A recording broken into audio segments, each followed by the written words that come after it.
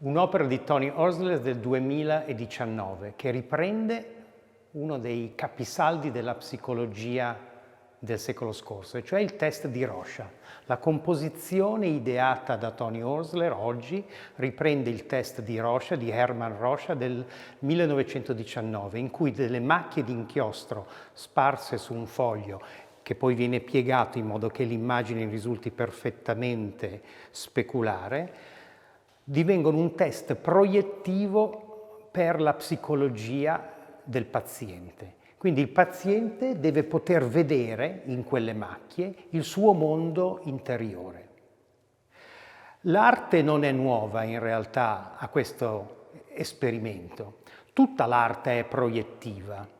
L'arte è proiettiva bidimensionalmente, i quadri sono sempre stati proiettivi.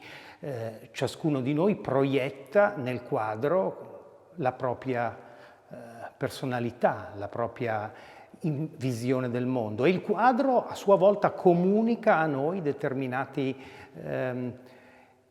accorgimenti, determinate situazioni che si trovano all'interno di esso e che vengono colte dall'osservatore, una corrispondenza biunivoca. Tony Horsler però realizza questo attraverso la tecnologia contemporanea, quindi nelle sue installazioni, che non sono più ovviamente bidimensionali come i quadri dell'antichità o dell'arte moderna, sono installazioni tridimensionali che usano il video in maniera proiettiva. Il video viene proiettato su sculture tridimensionali. In questo caso il video agisce dal di sotto, è come se fuoriuscisse attraverso il test di Rorschach. Il test di Rorschach ha impressionato gli artisti da sempre. Nella contemporaneità Andy Warhol e Cornelia Parker hanno usato il test di Rorschach, ma anche prima che il test di Rorschach fosse inventato da Hermann Rorschach stesso.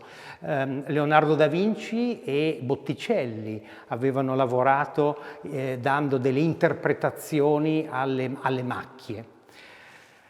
L'arte quindi è sempre un gioco di scambievoli sensi, di corrispondenze biunivoche, attraverso cui l'essere umano, e questo interessa a Tony Horsler, l'essere umano, la propria individualità, proietta e vive la propria proiezione dei propri traumi, i propri sdoppiamenti di personalità, le proprie emozioni, le vive nel mondo in cui esse avvengono. E il mondo di oggi è fatto di tecnologia.